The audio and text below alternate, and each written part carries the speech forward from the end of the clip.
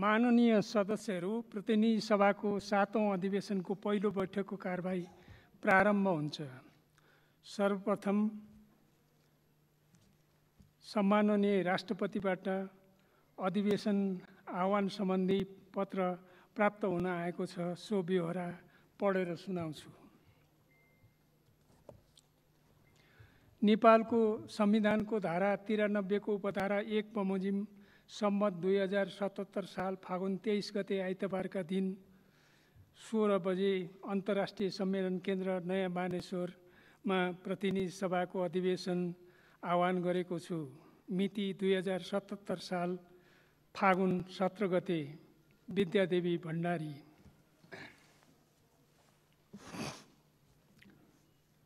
माननीय सदस्यहरू, सर्वोच्च अदालतको ऐतिहासिक फैसलाबाट पुनः क्रियाशील भएको यस प्रतिनिधि सभाको 7औं अधिवेशनको पहिलो बैठकमा सम्पूर्ण मान्य सदस्यहरूलाई हार्दिक स्वागत गर्दछु।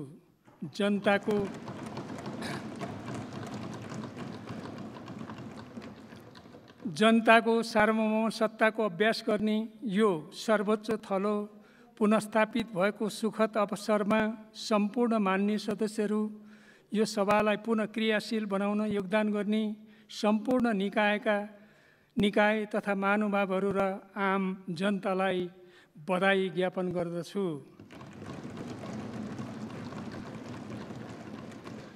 लोकतन्त्रको सार्वभौम मान्यता, संविधानको मर्म र भावना अनुसार प्रतिनिधि सभालाई पुनर्स्थापना गर्ने ऐतिहासिक फैसलाका लागि सम्मानित सर्वोच्च अदालतप्रति आभार प्रकट गर्दछु। यस ऐतिहासिक फैसलाबाट संविधान र कानुनको अन्तिम व्याख्या गर्ने संवैधानिक अधिकार प्राप्त सर्वोच्च अदालतप्रति आम जनताको भरोसाको वृद्धि भएको छ। प्रतिनिधि सभाको जीवनमा यस्ता उल्लेखनीय मोडहरू निकै कम हुन्छन्। हामी त्यस्तै ऐतिहासिक समयको साक्षी भएका छौँ। विक्रम सम्वत 2077 फागुन 11 सँगै आजको दिन पनि इतिहासको पानामा अविस्मरणीय हुने नै छ। मान्य सदस्यहरू, यहाँहरू अवगत नै हुनुहुन्छ, ऐतिहासिक संविधान सभाले 2072 असोज 3 गते नेपालको संविधान जारी गर्यो। नेपालको संवैधानिक इतिहासमा जनताले प्रतिनिधि सभा मार्फत आफ्नो संविधान निर्माण गरेको यो पहिलो पटक हो। संविधानले शक्ति पृथकीकरणको सिद्धान्तलाई अवलम्बन गर्दै शक्ति सन्तुलन र नियन्त्रण सहितको संवैधानिक सर्वोच्चतालाई स्वीकार गरेको छ। प्रतिनिधि सभाको पुनः क्रियाशीलतासँगै यो मान्यता अझ स्थापित भएको छ। सम्मानित सर्वोच्च अदालतको फैसलाले संविधानमा प्रतिनिधि सभाको पूर्ण कार्यकाल र त्यसमार्फत स्थिरताको जुन परिकल्पना गरेको थियो त्यो स्थापित भएको छ।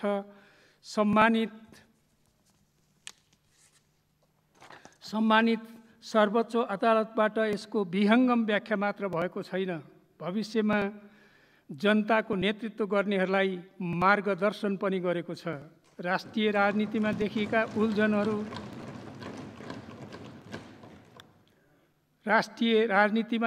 उल्झनहरू जनताको सार्वभौम सत्ता सम्पन्न निकायमा संवाद र बहस मार्फत सुल्झाउनुपर्छ भन्ने संविधानको मर्म र भावना उज्यालिएको छ।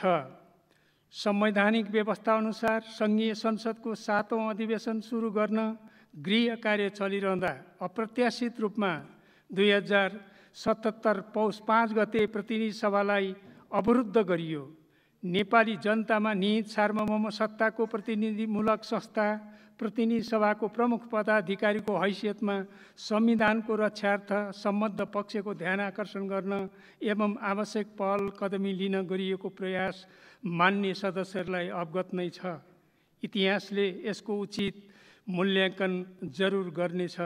मान्य सदस्यहरू, यस प्रतिनिधि सभाले 7औं अधिवेशनसम्म आइपुग्दा नेपालको संविधान र प्रतिनिधि सभा नियमावलीले व्यवस्था गरेको आफ्नो नियमित काम गर्नुका साथै संविधान कार्यान्वयन गर्ने र सङ्घीय लोकतान्त्रिक गणतन्त्रलाई संस्थागत गर्ने कार्यमा महत्त्वपूर्ण भूमिका निर्वाह गर्दै आएको छ।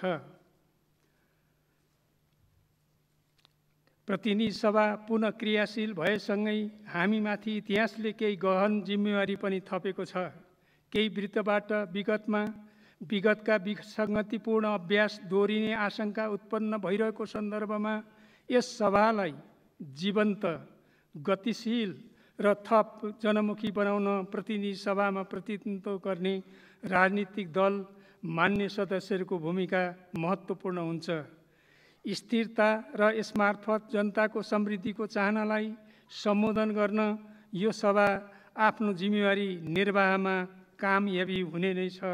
जनताको भरोसाको धरोहरका रूपमा रहेको सर्वोच्च जनप्रतिनिधिमूलक संस्थालाई व्यवस्थित, मर्यादित तथा गरिमामय बनाउन सम्पूर्ण मान्य सदस्यहरूबाट सदा झैँ साथ र सहयोग रहनेमा म विश्वस्त छु।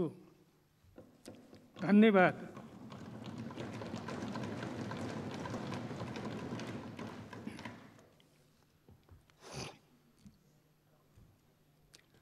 मान्य सदस्यहरू, अब गणतन्त्र, लोकतन्त्र प्राप्तिका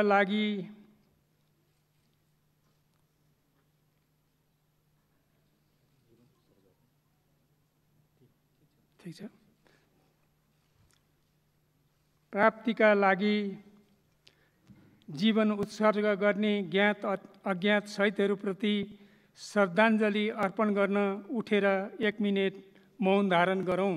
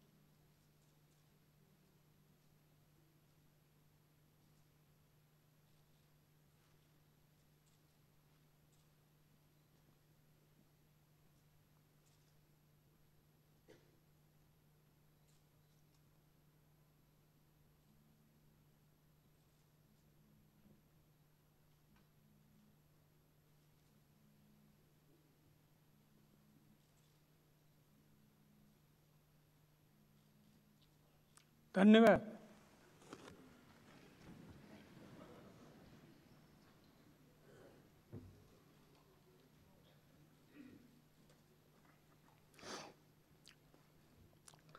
मान्य सदस्यहरू, आजको कार्यसूचीमा रहेका कार्यक्रममा सामान्य हेरफेर गरिएको छ।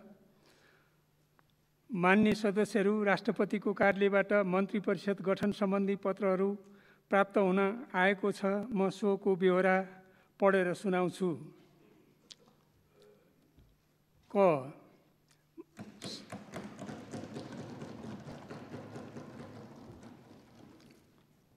मान्य सदस्य के छ?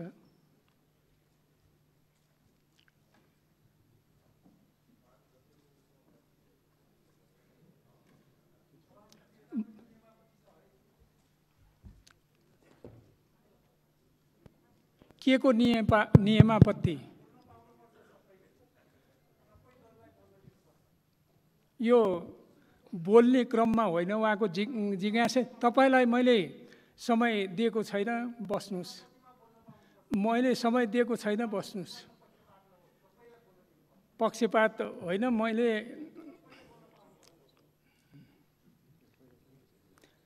यो बोल्ने क्रमको कुरा होइन, बस्नुस्। नियम 20 को घ मा सभामुखले अनुमति दिएपछि मात्रै बोल्ने कुरा छ। बस्नुस्। मान्य सदस्य के छ तपाईको? सम्माननीय सभामुख महोदय, सम्माननीय सभामुख महोदयले समय दिनुभएकोमा म धन्यवाद दिन चाहन्छु। सर्वप्रथम सम्माननीय सभामुख महोदयले भन्नुभए जस्तै हामी नेपाली जनताको धेरै ठुलो मूल्यबाट दुई पटक संविधान सभाबाट लेखिएको संविधानमाथि जसरी प्रहार गरिएको थियो पुस 5 गतेका दिन, र जसरी त्यो संविधानबाट नेपाली जनताले आफ्ना लोकतान्त्रिक अधिकारहरूलाई सुरक्षित गर्ने र देशमा राजनीतिक स्थायित्वका साथ अगाडि बढ्ने मान्य सदस्य आफ्नो भनाइ 3 मिनेटमा राख्नु होला। सभामुख महोदय, यो 3 मिनटको प्रसङ्ग छैन यसमा, किनभने यसमा यति धेरै महत्त्वपूर्ण विषय छ। मैले यसमा केही राजनीतिक कुराहरू, केही संसदका प्रक्रियागत विषयहरू जुन सभामुख महोदय सचिवालयबाट वितरित यो दैनिक कार्यसूची छ त्योसँग सम्बन्धित विषयहरू पनि छन्। त्यसैले म सम्माननीय सभामुख महोदयलाई त्यो 3 मिनटको यो कुनै पूर्व निर्धारित समयको बन्देज नलगाइयोस् भनेर माग गर्दै मेरो कुरा अगाडि बढाउन अनुमति चाहन्छु। र हामीले त्यसरी एउटा आशा गरेका थियौँ र अघि सम्माननीय सभामुख महोदयले भन्नुभयो जस्तै सम्मानित सर्वोच्च अदालतबाट त्यो असंवैधानिक प्रधानमन्त्रीद्वारा गरिएको जुन प्रतिनिधि सभा विघटनको निर्णय थियो त्यसलाई संवैधानिक ठहर गरेर आज हामी पुनर्स्थापित यो प्रतिनिधि सभामा उपस्थित भएका छौँ। यसबाट संविधानमाथिको त्यो प्रहार आघात निष्फल भएको छ। तर सँगसँगै नेपालको राजनीतिक क्षितिजमा अनेक अरू प्रकारका समस्याहरू पनि सँगसँगै आएको हामी देखिरहेका छौँ। जे होस्, सम्माननीय सभामुख महोदय, यो जुन कार्यसूची छ म सर्वप्रथम त्यसको केही प्रसङ्गबाट प्रवेश गर्न चाहन्छु। हामीले सोचेका थियौँ यो सम्मानित प्रतिनिधि सभाका माननीय सदस्य जो यही प्रतिनिधि सभाको सदस्य हुनुहुन्थ्यो, जसको दुःखद निधन भयो, असामयिक निधन भयो, उहाँ हुनुहुन्थ्यो सानु शिवा, र अर्को प्रतिनिधि सभाका सदस्य हुनुहुन्थ्यो सूर्यबहादुर केसी, र त्यसै गरी पूर्व सदस्यहरू। मैले हामी सबैको हातमा कार्यसूची छ, मैले दोहोऱ्याइरहनु त पर्दैन, तर यो कुरामा जोड दिनुको लागि भन्नै पर्छ। यसमा दीपक बहादुर गुरुङ, माननीय पूर्व सदस्य डाक्टर राममान श्रेष्ठ, संविधान सभाका सदस्य मानपुर चौधरी, पूर्व सदस्य वीरबहादुर लामा, पूर्व सदस्य ओमकार प्रसाद गौचन, पूर्व सदस्य इन्द्रहाङ लिम्बू, संविधान सभा सदस्य भीमप्रसाद गौतम, पूर्व सदस्य कमान सिंह लामा, पूर्व सदस्य गङ्गादत्त जोशी, पूर्व सदस्य एकनाथ राणा भाट, पूर्व सदस्य कुवर प्रसाद शर्मा र पूर्व सदस्य डाक्टर शङ्कर प्रसाद उप्रेती। यतिजना जसले यो संविधान निर्माणमा लोकतन्त्र प्राप्तिको सङ्घर्षमा आफ्नो जीवनको आहुति दिनुभयो, उहाँहरूप्रति श्रद्धाञ्जली अर्पण गरिरहँदा अरू कुनै पनि कार्यसूची रहने छैनन् भन्ने हामीले अपेक्षा गरेका थियौँ। हामी सर्वप्रथम म स्वयं प्रतिनिधित्व गर्ने नेपाल कम्युनिस्ट पार्टी नेकपाको तर्फबाट उहाँहरूप्रति हार्दिक श्रद्धाञ्जली अर्पण गर्न चाहन्छु। तर सम्माननीय सभामुख महोदय, यी अरू कार्यसूची कहाँबाट आए?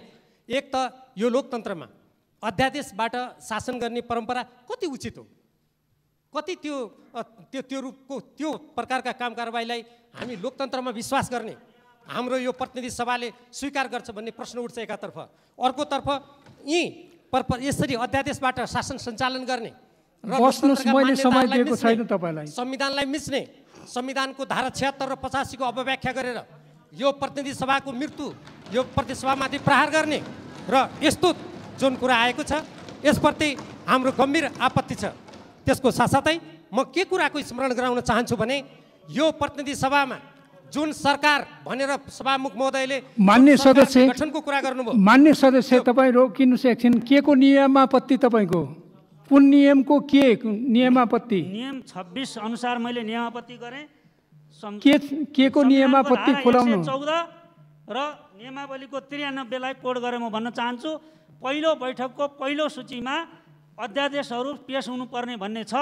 त्यो बाहेकको अन्यथा कुरा हुनु गएको हुनाले यसलाई सच्याइयोस् भनेर म माग गर्न चाहन्छु सम्मानित सभामुख महोदय। होइन, मेरो ध्यान आकर्षण भयो, तपाईँ बस्नु। सम्मान्य सभामुख महोदय, म अर्को गम्भीर कुरातर्फ ध्यान आकर्षण गराउन चाहन्छु। आज मात्रै छोट्याउनुहोस् है, भनाइलाई छोट्याउनुहोस्। होइन, यो सम्मान्य सभामुख महोदय यति गम्भीर प्रश्न हाम्रो सामु छ। गम्भीर प्रश्नलाई पनि संक्षिप्तमा भन्नुहोस् न। यहाँ सम्मान्य सभामुख महोदय जुन कुर्सीबाट मलाई आदेश दिँदै हुनुहुन्छ, यसमा एउटा ध्यान आकर्षण गराउनै पर्ने विषय छ। त्यो के हो भने आज मात्रै सर्वोच्च अदालतबाट एउटा यस्तो फैसला आएको छ जुन फैसलाले यो सरकारले यसरी अध्यादेश ल्याउन पाउँछ कि पाउँदैन, यो कसको सरकार हो भन्ने प्रश्न यहाँ उठेको छ। यो सूचना, यो जानकारी सम्मान्य सभामुख महोदयलाई छ कि छैन? हुनुपर्छ।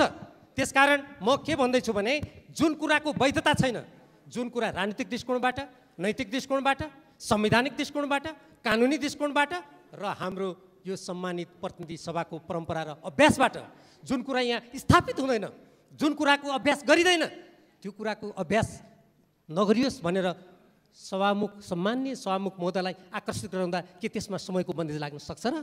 लाग्दैन सभामुख महोदय। त्यसकारण म के भन्न चाहन्छु भने जसरी पहिलो कुरा त प्रतिनिधि सभा विघटन भयो र त्यो प्रतिनिधि सभालाई जसले हत्या गर्यो, जुन सरकारका प्रधानमन्त्रीले, उहाँको अहिलेको स्थिति के हो हामीले थाहा पाउनुपर्छ कि पर्दैन यो पहिलो बैठकबाट? एक।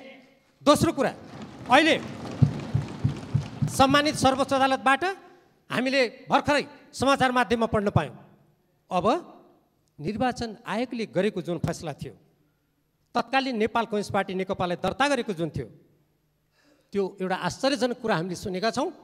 सर्वोच्च अदालतले अब पार्टी निर्माण गर्ने रे। हामी यो कानुनी फैसला हो कि राजनीतिक फैसला हो, हामीले विचार विमर्श गर्नुपर्ने छ। यो व्यवस्थापक, यो व्यवस्थापिका, यो प्रतिनिधि सभा, हामीले यसका कुराहरूतर्फ हामीले ध्यान दिनुपर्ने छ। त्यसकारण म प्रश्न गर्न चाहन्छु, यदि नेपाल कम्युनिस्ट पार्टी नेकपा यदि होइन भने, सभामुख महोदय, अहिलेका वर्तमान प्रधानमन्त्रीजी कुन पार्टीको हो त्यो कुरा पहिले भन्नु पर्यो। यहाँ अध्यादेश ल्याउनुभन्दा अगाडि प्रधानमन्त्रीजीले कुन पार्टीको प्रतिनिधित्व गर्नुहुन्छ, सरकारको तर्फबाट आउने कुनै पनि निर्णय, कुनै पनि अध्यादेश कुन सरकारको भन्ने कुरा पहिले स्पष्ट हुनु पर्यो यहाँ। तब त्यसपछि मात्रै हामी ती अध्यादेशहरू सरकारको तर्फबाट यथोचित रूपमा ल्याइएका हुन् कि होइनन्, तिनीहरूको वैधता छ कि छैन, तिनले यहाँ कसरी प्रवेश पाउँछन्, तब मात्रै हामी त्यो कुरा गर्न सक्छौँ। त्यसकारण यस्तो गम्भीर विषय उठिरहेको मान्य सदस्य छोट्याउनुहोस्, तपाईँको कुरा दर्ज भइसक्यो। म छोट्याउन गइरहेको छु। त्यसकारण सम्मान्य सभामुख महोदय, कानुनको दृष्टिकोणबाट, राजनीतिक दृष्टिकोणबाट, संविधानको दृष्टिकोणबाट, सम्मानित सर्वोच्च अदालतले गरेको भर्खरको फैसलाको दृष्टिकोणबाट, नेपाल सरकारको तर्फबाट अहिले वर्तमान प्रधानमन्त्रीजीले नेतृत्व गर्नुभएको यो सरकार कुनै दृष्टिकोणबाट पनि वैध देखिँदैन। यो वैधता नै गुमाइसकेको सरकार र त्यसका प्रधानमन्त्रीले यहाँ हामीले राजीनामा दिएको त सुनेको छैनौँ। के संविधानबाट, कानुनबाट, सम्पूर्ण कुराबाट, सम्पूर्ण आधार गुमाइसकेको सरकारले पनि यी सरकारको तर्फबाट निर्णय गरेका कुराहरू भनेर यहाँ प्रवेश गर्न मिल्छ र सम्मान्य सभामुख महोदय? त्यसकारण यस्तो कुराहरू हुन सक्दैन। त्यसकारण सबभन्दा पहिले सरकारको स्थिति, स्वयं प्रधानमन्त्रीको स्थिति स्पष्ट हुनुपर्छ, तब मात्रै सरकारका अरू काम कारबाहीहरू, अध्यादेश भनेको हो कि कानुन भनेको हो कि के भनेको हो, ती कुराले तब मात्रै प्रवेश पाउँछन्। त्यसकारण यसमा हाम्रो दल नेपाल कम्युनिस्ट पार्टी नेकपाको तर्फबाट हाम्रो यसमा आपत्ति छ। हामी यी हाम्रा भर्खरै दिवंगत हुनुभएका जो मान्य सदस्यहरू हुनुहुन्छ, बहालवाला पनि हुनुहुन्थ्यो, पहिले पूर्व पनि हुनुहुन्थ्यो, उहाँहरूप्रति श्रद्धाञ्जली गर्ने, उहाँहरूप्रति सम्मान गर्ने कुरामा हामी शिर निहुराएर श्रद्धाञ्जली अर्पण गर्छौँ। तर यसरी सरकारले सम्पूर्ण रूपमा वैधता गुमाइसकेको, आफै हत्या गरेको प्रतिनिधि सभामा आफै प्रस्ताव राख्नु त अलिकति राजनीतिक रूपमा अप्ठ्यारो लाग्दैन र सम्मान्य सभामुख यो कुराप्रति हाम्रो आपत्ति छ। यदि सम्मान्य सभामुखजीले यो कुरालाई परिवर्तन गर्नुहुन्न कार्यसूची हाम्रो माग अनुसार भने यसमा हाम्रो विमति रहन्छ। हामी यो कुरालाई मान्न सक्दैनौँ, हामी अस्वीकार गर्छौँ र जबरजस्ती यदि सम्मान्य सभामुख महोदय यो कार्यसूचीमा प्रवेश गर्नुहुन्छ भने हामी त्यति बेला हामीले ती सम्पूर्ण प्रक्रियालाई बहिष्कार गर्नुपर्ने हुन्छ। धन्यवाद।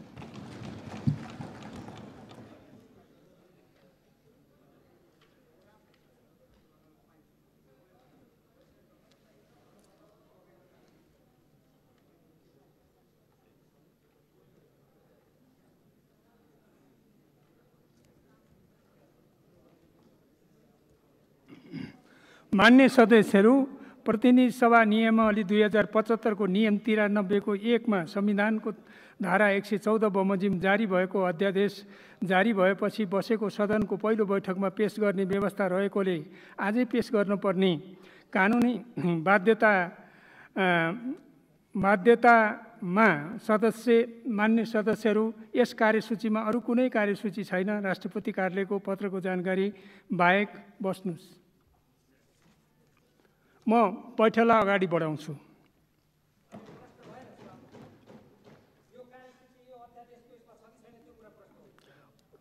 यो कार्यसूचीमा छ अध्यादेश। यो त कार्यसूची त प्रकाशित भइसक्यो नि त।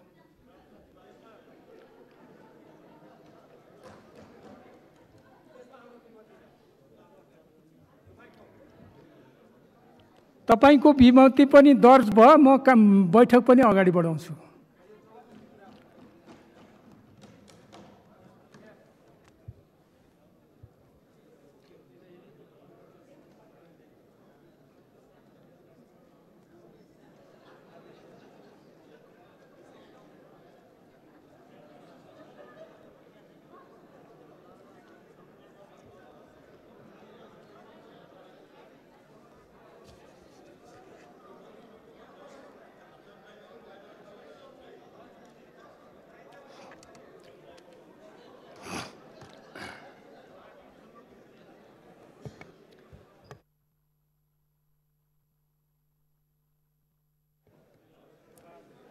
मान्य सदस्यहरू, राष्ट्रपतिको कार्यालयबाट मन्त्री परिषद गठन सम्बन्धी पत्रहरू प्राप्त हुन आएको छ। म सोको ब्यौरा पढेर सुनाउँछु।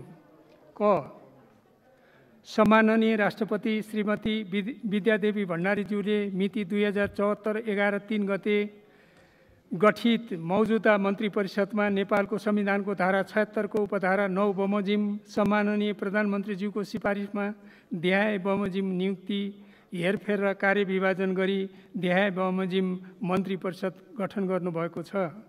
क्रम सङ्ख्या, नाम थर, पद नाम, कार्यविभाजन। 1, श्री केपी शर्मा ओली, प्रधानमन्त्री रक्षा। श्री ईश्वर पोखरेल, उपप्रधानमन्त्री, प्रधानमन्त्री तथा मन्त्री परिषदको कार्यालय। श्री रामबहादुर थापा, मन्त्री गृह। श्री विष्णुप्रसाद पौडेल, मन्त्री अर्थ। श्री प्रदीप कुमार ग्यावाली, मन्त्री परराष्ट्र। श्री हृदय त्रिपाठी, मन्त्री सङ्घीय मामला तथा सामान्य प्रशासन। श्री गिरिराज मणि पोखरेल, मन्त्री शिक्षा विज्ञान तथा प्रविधि। श्री वर्षमान पुन, मन्त्री ऊर्जा जलस्रोत तथा सिंचाई। श्री घनश्याम भूषाल, मन्त्री कृषि तथा पशुपक्षी विकास। श्री कृष्ण गोपाल श्रेष्ठ, मन्त्री शहरी विकास। श्री भानुभक्त ढकाल, मन्त्री स्वास्थ्य तथा जनसङ्ख्या। श्री लेखराज भट्ट, मन्त्री उद्योग वाणिज्य तथा आपूर्ति। श्री योगेश कुमार भट्टराई, मन्त्री संस्कृति पर्यटन तथा नागरिक उड्डयन। श्री शक्तिबहादुर बस्नेत, मन्त्री वन तथा वातावरण। श्री रामेश्वर राय यादव, मन्त्री श्रम रोजगार तथा सामाजिक सुरक्षा। श्री जगतबहादुर सुनवार, मन्त्री युवा तथा खेलकुद। श्री पद्मा कुमारी अर्याल, मन्त्री भूमि व्यवस्था सहकारी तथा गरिबी निवारण। श्री बीना मगर, मन्त्री खानेपानी। श्री वसन्त कुमार नेवाङ, मन्त्री भौतिक पूर्वाधार तथा यातायात। श्री पार्वत गुरुङ, मन्त्री सञ्चार तथा सूचना प्रविधि। श्री शिवमाया तुम्बा हम्फे, मन्त्री कानुन न्याय तथा संसदीय मामिला। श्री लीलानाथ श्रेष्ठ, मन्त्री महिला बालबालिका तथा ज्येष्ठ नागरिक। श्री मोतीलाल दुगड, राज्य मन्त्री उद्योग वाणिज्य तथा आपूर्ति। श्री नवराज रावत, राज्य मन्त्री स्वास्थ्य तथा जनसङ्ख्या। श्री रामवीर मानन्दर, राज्य मन्त्री शहरी विकास। हरि पौडेल, सचिव, मिति 2077 6/28। ख, सम्माननीय राष्ट्रपति श्रीमती विद्यादेवी भण्डारीज्यूले सम्माननीय प्रधानमन्त्री श्री केपी शर्मा ओलीज्यूको नेतृत्वमा मिति 2074 11/30 गते गठित मौजूदा मन्त्री परिषदमा नेपालको संविधान बमोजिम सम्माननीय प्रधानमन्त्रीज्यूको सिफारिसमा देहाय अनुसार नियुक्ति, हेरफेर र कार्यविभाजन गरी मन्त्री परिषद गठन गर्नुभएको छ। क्रम सङ्ख्या, नाम थर, पद नाम, कार्यविभाजन। नम्बर 1, श्री केपी शर्मा ओली, प्रधानमन्त्री रक्षा। नम्बर 2, श्री ईश्वर पोखरेल, उपप्रधानमन्त्री, प्रधानमन्त्री तथा मन्त्री परिषदको कार्यालय। नम्बर 3, श्री रामबहादुर थापा, मन्त्री गृह। नम्बर 4, श्री टोपबहादुर रायमाझी, मन्त्री ऊर्जा जलस्रोत तथा सिंचाई। नम्बर 5, श्री विष्णुप्रसाद पौडेल, मन्त्री अर्थ। नम्बर 6, प्रदीप कुमार ग्यावाली, मन्त्री परराष्ट्र। नम्बर 7 श्री हृदेश त्रिपाठी, मन्त्री स्वास्थ्य तथा जनसङ्ख्या। 8 श्री लेखराज भट्ट, मन्त्री उद्योग वाणिज्य तथा आपूर्ति। 9 श्री कृष्णगोपाल श्रेष्ठ, मन्त्री शिक्षा विज्ञान तथा प्रविधि। 10 श्री प्रभु शाह, मन्त्री शहरी विकास। 11 श्री भानुभक्त ढकाल, मन्त्री संस्कृति पर्यटन तथा नागरिक उड्डयन। 12 श्री मणिचन्द्र थापा, मन्त्री खानेपानी। 13 श्री पद्मकुमारी अर्याल, मन्त्री कृषि तथा पशुपन्छी विकास। 14 श्री वसन्त कुमार नेमवाङ, मन्त्री भौतिक पूर्वाधार तथा यातायात। 15 श्री गौरीशङ्कर चौधरी, मन्त्री श्रम रोजगार तथा सामाजिक सुरक्षा। 16 श्री पार्वत गुरुङ, मन्त्री सञ्चार तथा सूचना प्रविधि। 17 डाक्टर शिवमाया तुम्बा हम्फे, मन्त्री भूमि व्यवस्था सहकारी तथा गरिबी निवारण। 18 श्री लीलानाथ श्रेष्ठ, मन्त्री कानुन न्याय तथा संसदीय मामिला। 19 श्री गणेश सिंह ठगुन्ना, मन्त्री सङ्घीय मामला तथा सामान्य प्रशासन। 20 श्री प्रेमबहादुर आले, मन्त्री वन तथा वातावरण। 21 श्री जुली कुमारी महतो, मन्त्री महिला बालबालिका तथा ज्येष्ठ नागरिक। श्री दावा लामा तामाङ, मन्त्री युवा तथा खेलकुद। श्री नवराज रावत, राज्य मन्त्री स्वास्थ्य तथा जनसङ्ख्या। 24 श्री रामवीर मानन्दर, राज्य मन्त्री शहरी विकास। 25 श्री विमला विक, राज्य मन्त्री उद्योग वाणिज्य तथा आपूर्ति। डाक्टर हरि पौडेल, सचिव, मिति 2077-9-10। मान्य सदस्यहरू, अब सम्माननीय प्रधानमन्त्री श्री केपी शर्मा ओलीको तर्फबाट मान्य कानुन न्याय तथा संसदीय मामिला मन्त्री श्री लीलानाथ श्रेष्ठलाई संवैधानिक परिषद काम कर्तव्य र कार्यविधि सम्बन्धी पहिलो संशोधन अध्यादेश 2077 प्रस्तुत गर्न अनुमति दिन्छु। मान्य सदस्यहरू, के थियो होला?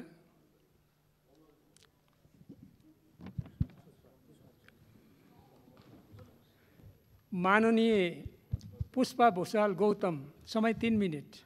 सम्मानीय सभामुख महोदय, सबभन्दा पहिला संविधानको भावना विपरीत, संविधानको आदर्श विपरीत संसद विघटन गरेको सम्मानीय प्रधानमन्त्रीज्यूबाट संसद विघटन गरेको अवस्थामा सम्मानीय सर्वोच्च अदालतले शक्ति पृथक्करणको सिद्धान्त अनुसार संसदको पुनर्स्थापना गरेर संवैधानिक मूल्य मान्यताको कदर गरेको छ, संसदीय अभ्यासको स्वागत गरेको छ, आम नेपाली जनताको भावनालाई सम्मान गरेको छ, आम नागरिकले उठाएका कुराहरूलाई स्वीकार गरेको छ।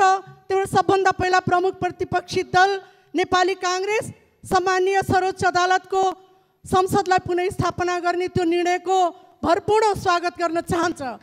सभामुख महोदय, संसदको पुनर्स्थापना भएको छ, संविधानलाई कार्यान्वयन गर्ने, जनजीविकाको सवाललाई अगाडि बढाउने, संसदलाई सुचारू रूपबाट अगाडि बढाउने, संसदभित्र देखा परेका कुनै पनि चुनौती र व्यवधानलाई यही संसदभित्रैबाट निकास दिलाउनु पर्ने संसदीय अभ्यासमाथि प्रमुख प्रतिपक्षी दलको विश्वास रहेको छ। तर आज पहिलो बैठकमै सभामुख महोदय, हाम्रो संसदीय अभ्यासभित्र केही माननीय नेताहरू सदनबाट बाहिर जानुभयो, केही यहाँ बस्नु भएको छ। यो सरकारले यो संसदीय अभ्यासलाई सुचारू रूपबाट अगाडि बढाउनको लागि किन यस्तो व्यवधानहरूको अवस्थाको सृजना गरिराखेको छ, यसप्रति प्रमुख प्रतिपक्षी दलको गम्भीर ध्यान आकर्षण भएको छ। सभामुख महोदय, यो सरकारले संसद विघटन गरिसकेपछि सभामुख महोदय, अध्यादेशबाट मुलुक चलाउनु पर्ने बाध्यता यो सरकारलाई कहाँबाट आयो? नेपालको संविधान 2072 जीवन्त थियो। 2072 अनुसार सरकारले शासन अगाडि बढाउनु पर्ने थियो। तर सरकारले अध्यादेशको मार्फतबाट संविधानमा नलेखेको कुराहरू, संविधानको भावना विपरीत अध्यादेशलाई लिएर आएर यो मुलुकलाई नियन्त्रण गर्न खोज्यो। सभामुख महोदय, मैले ध्यान आकर्षण गराउन चाहे, जुन संवैधानिक परिषदको अध्यादेशको जुन प्रस्ताव यहाँ पेश हुन गइराखेको छ सभामुख महोदय, यो संवैधानिक भावनाको विपरीत भएको हुनाले प्रमुख प्रतिपक्षी दलले यसलाई स्वीकार गर्न सक्दैन। सभामुख महोदय, संवैधानिक परिषद भनेको सरकारले निर्णय गर्ने ठाउँ होइन। नेपालको संविधानको धारा 284ले संवैधानिक परिषदको गठनको जुन परिकल्पना गरेको छ त्यो राज्यको परिकल्पना गरेको हो। सभामुख महोदय, संवैधानिक अङ्गका अध्यक्ष र सदस्यहरूको नियुक्तिको लागि राज्यले त्यहाँ नियुक्ति गर्नुपर्ने, सिफारिस गर्नुपर्ने प्रावधान हाम्रो संविधानले दिएको छ। त्यही भएर त्यो संवैधानिक परिषदमा सम्मानीय प्रधान न्यायाधीशजीदेखि लिएर विपक्षी दलको नेतादेखि लिएर सम्मानीय सभामुखदेखि लिएर राष्ट्रिय सभाको अध्यक्षदेखि लिएर उपसभामुख अन्तर्राष्ट्रिय नारी दिवसको पूर्व सन्ध्यामा भन्न पनि दुःख लागेको छ। आज 3 वर्ष भइसक्यो फरक दलले, महिला नेत्रीले एउटा उपसभामुखको पदलाई निर्वाचन गरौँ भनेर थाक्दाखेरि पनि महिला नेतृत्वमाथि चुनौती खडा भएको छ। दुःखको साथ भन्न चाहन्छु सभामुख महोदय, संविधानले, संवैधानिक परिषद भनेको कुनै प्रधानमन्त्रीले, कुनै सरकारले नियुक्ति गर्ने ठाउँ होइन, राज्यले नियुक्ति गर्ने ठाउँ हो। र राज्य भनेको न्यायपालिका, कार्यपालिका र व्यवस्थापिका हो सभामुख महोदय। तर आज सरकारले संसदलाई विघटन गरेको बहानामा, अध्यादेश ल्याउने बहानामा संसदको भावना विपरीत जुन अध्यादेशलाई लिएर आएर राज्यका संवैधानिक अङ्गहरूको प्रमुख र सदस्यहरूको नियुक्ति गर्ने जुन कामहरू गर्यो, यसले संविधानको धज्जी उडेको हुनाले सभामुख महोदय, आज प्रस्तुत गरेको यो अध्यादेश प्रति प्रमुख प्रतिपक्षी दल यो अध्यादेशलाई स्वीकार गर्दैन र सरकारलाई आग्रह गर्छ यो अध्यादेश संविधानको भावना विपरीत भएको हुनाले, शक्ति पृथक्करणको विपरीत भएको हुनाले राज्यले गर्नुपर्ने निर्णय सरकारले आफ्नो स्वेच्छाचारी ढङ्गबाट, मनोमानी ढङ्गबाट गरेको हुनाले यो अध्यादेशलाई कम्तीमा यो संसदीय अभ्यासको, यो संसदभित्र प्रवेश नगराएर सरकारले यो अध्यादेश तुरन्त फिर्ता लिएर लग्नको लागि पनि प्रमुख प्रतिपक्षी दल आग्रह गर्दछ। अन्यथा यो अध्यादेश प्रति प्रमुख प्रतिपक्षी दलले यसलाई स्वीकार गर्दैन। यसलाई अस्वीकार गरेको पनि पूर्व जानकारी सम्मानीय सभामुख मार्फत यहाँ गराउँदै म आफ्नो भनाइ यही टुङ्ग्याउँछु। हस्त, धन्यवाद। मान्य सदस्यहरू, अब सम्माननीय प्रधानमन्त्री श्री केपी शर्मा ओलीको तर्फबाट मान्य कानुन, न्याय तथा संसदीय मामिला मन्त्री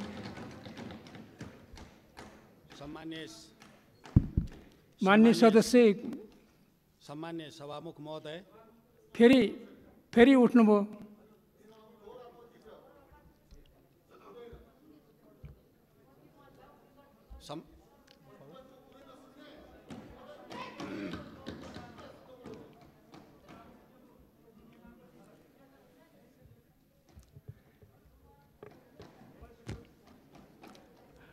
मान्य सदस्य, यो तपाईँहरूको भनाइ त दर्ता भइसक्यो नि सदनमा।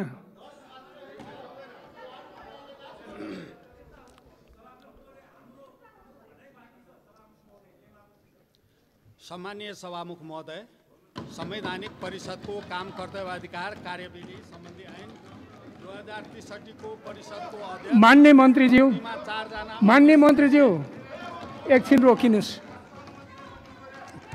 एकछिन म केही कुरा भन्छु। मान्य सदस्यहरू मेरो कुरा सुन्नुहोस् न पहिला। मान्य सदस्यहरू, नियमावलीले यो पेश भएपछि 2 दिनभित्र अध्यादेश अस्वीकृत गर्ने सूचना पेश गर्न सक्ने गरी मान्य सदस्यहरूलाई विरोध गर्ने व्यवस्था गरेको छु। नियमअनुसार आउनुहोस् मान्य सदस्य।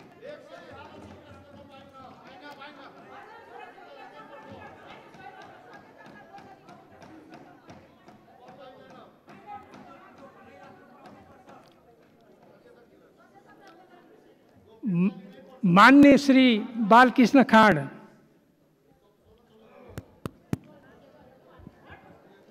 सम्मान्य सभामुख, यो अध्यादेशको बारेमा माननीय पुष्पा भुषालजीले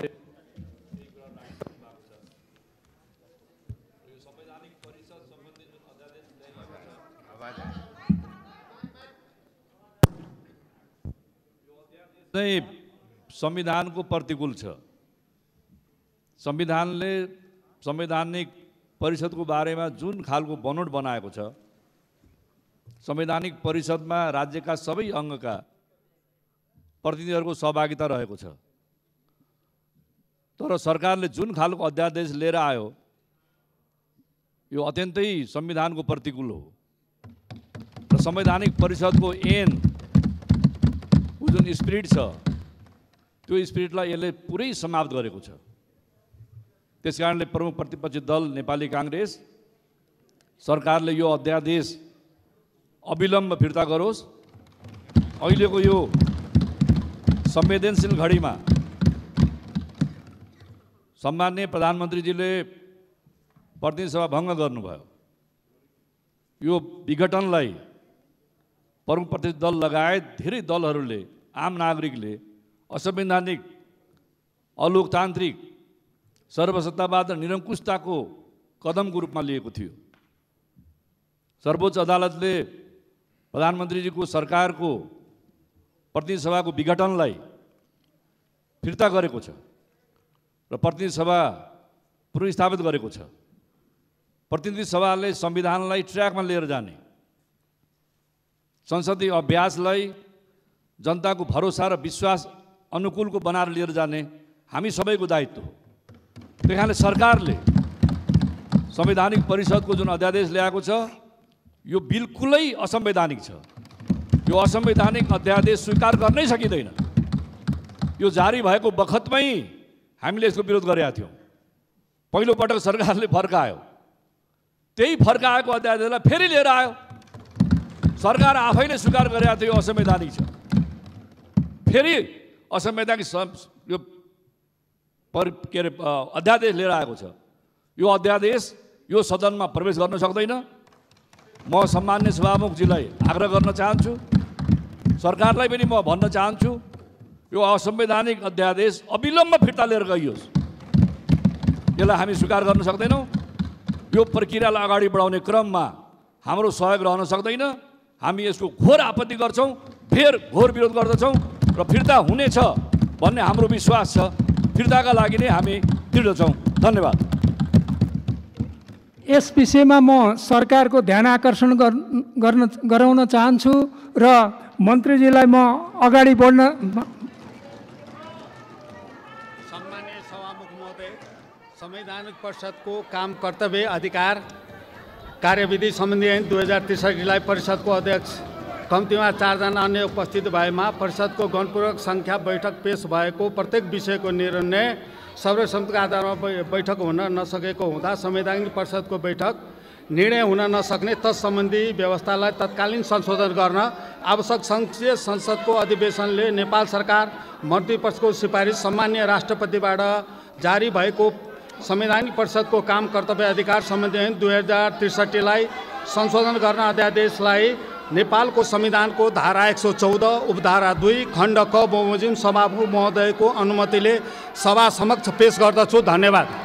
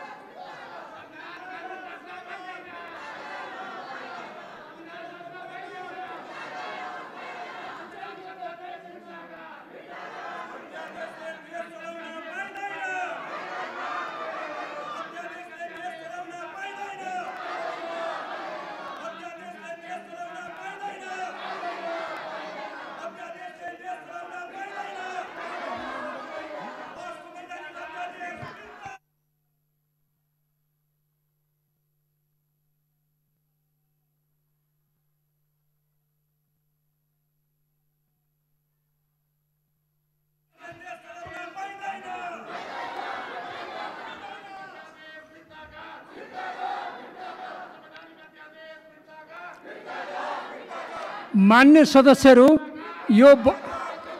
यो बैठक 10 मिनेटका लागि स्थगित हुन्छ।